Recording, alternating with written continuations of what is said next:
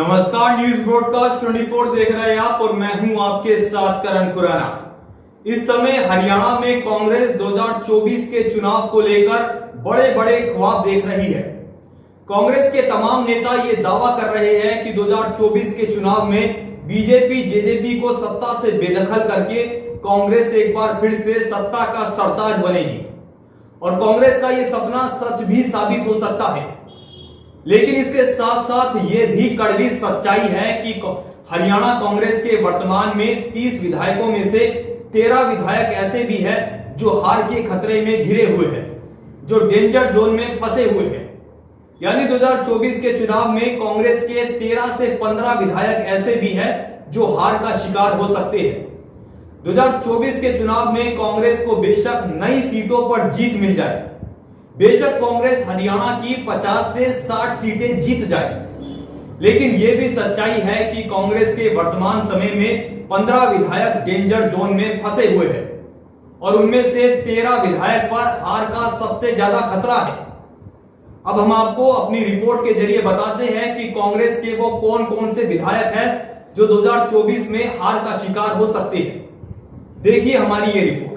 2024 के चुनाव में कांग्रेस के जिन 13 विधायकों पर हार का खतरा मंडरा रहा है, उसमें सबसे पहले आते हैं कालका से प्रदीप चौधरी, उसके बाद आते हैं रादौर से बीएल सैनी, लाडवा से मेवा सिंह, असंध से शमशेर गोगी, सफीदों से सुभाष देशवाल, गोहाना से जगबीर मलिक, सोनीपत से सुरेंद्र पवार, बड़ौदा से इंदुराज नरवाल, खरकोदा से जयवीर वाल्मीकि, रोहतक से बीबी बत्रा, बहादुरगढ़ से राजेंद्र जून, रेवाड़ी से चिरंजीव राव और एनआईटी फरीदाबाद से नीरज शर्मा समेत ऐसे ये तमाम विधायक हैं जो 2024 के चुनाव में हार का शिकार हो सकते हैं।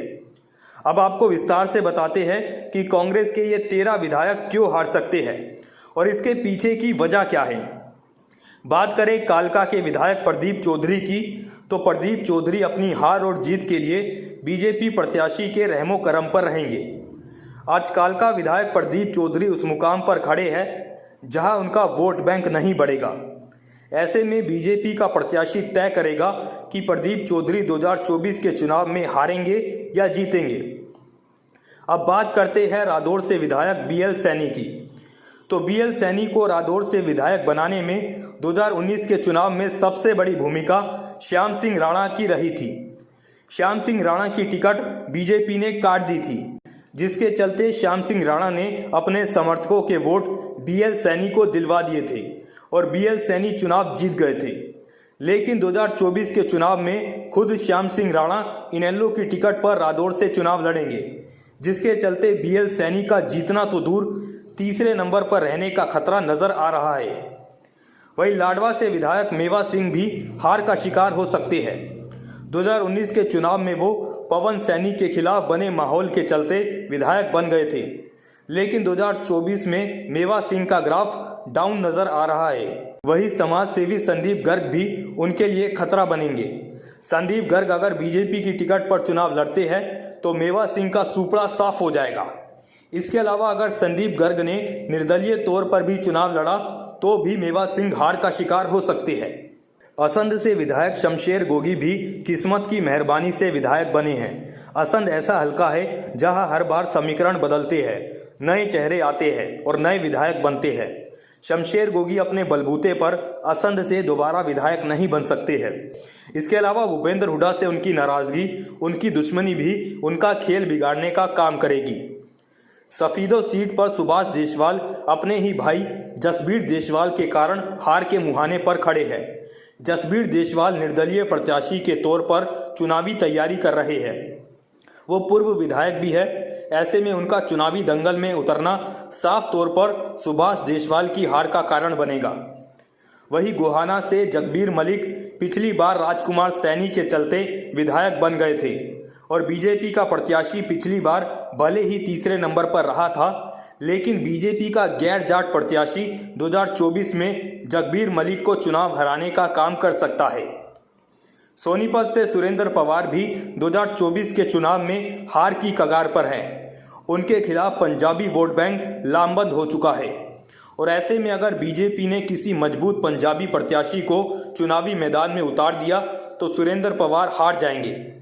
बड़ौदा सीट पर इंदुराज नरवाल के लिए किसी भी सूरत में अच्छे हालात नहीं हैं। पहली बात तो ये है कि उनकी टिकट भी कट सकती है, क्योंकि बाई इलेक्शन में हुड्डा फैमिली ने कपूर सिंह नरवाल से ये वादा किया था कि 2024 के चुनाव में इंदुराज नरवाल की बजाय उनको टिकट दिया जाएगा।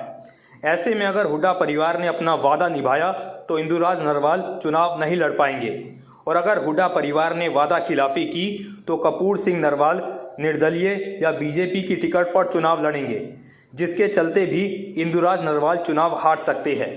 वही बात करें खरकोदा से विधायक जयवीर वाल्मीकि की, तो जयवीर वाल्मीकि लगातार 2014 और 2019 में किस्मत की मेहरबानी से चुनाव जीते हैं। पिछली बार वो लगभग 1600 वोटों से ही विधायक बने हैं और 2024 में पवन खरकोदा उनके ऊपर भारी पड़ते हुए नजर आ रहे हैं। रोहतक सीट पर भी बीबी बत्रा के लिए दोबारा से खतरा नजर आ रहा है। पूर्व मंत्री रहे मनीष ग्रोवर उनका तख्ता पलटने के लिए पूरी मेहनत कर रहे हैं। इसके अलावा रोहतक का मिजाज भी यही बता रहा है कि अगली बार बीबी बत्रा हार का शिकार हो सकते हैं। बहादुरगढ़ में राजेंद्र जून के लिए उनकी ही पार्टी के राजेश जून सबसे बड़ी बाधा है। राजेश जून ने ये ऐलान कर दिया है कि अगर उनको टिकट नहीं मिली तो वो निर्दलीय चुनाव लड़ेंगे। हुड्डा परिवार ने राजेश जून को टिकट का वादा कर रखा है। ऐसे में राजेंद्र जून की या तो टिकट कटेगी या तो फिर वो राजेश जून के कारण चुनाव हार जाएंगे। रेवाड़ी सीट पर चिरंजीव राव 2019 में बीजेपी के वोटों में बंटवारा होने के चलते चुनाव जीत गए थे। ये फायदा अगली बार उन्हें नहीं मिलने वाला और 2024 के चुनाव में बीजेपी का प्रत्याशी आराम से उन्हें धूल चटाने का काम कर सकता है। इसके अलावा एनआईटी सीट पर नीरज शर्मा भी अगली बार हार का शिकार हो सकते हैं। एनआईटी सीट का मिजाज ऐसा है कि वहां पर कोई दोबारा से विधायक रिपीट नहीं हुआ है, यानी नीरज शर्मा पर भी हार का खतरा बना हुआ है। तो इस तरह से कांग्रेस के ये 13 विधायक 2024 के चुनाव में हार का शिकार हो सकते हैं। बेशक से 2024 के चुनाव में कांग्रेस की सरकार बन सकती है, लेकिन इन 13 विधायकों के खिलाफ सियासी समीकरण बना हुआ है। फिलहाल आपकी इस खबर पर क्या राय है, हमें नीचे कमेंट बॉक्स में ज़रूर बताएं। फिलहाल के लिए इतना ही। ऐसी तमाम अपडेट्स के लिए देखते रहे न्यूज़ ब्रॉडकास्ट 24। नमस्कार।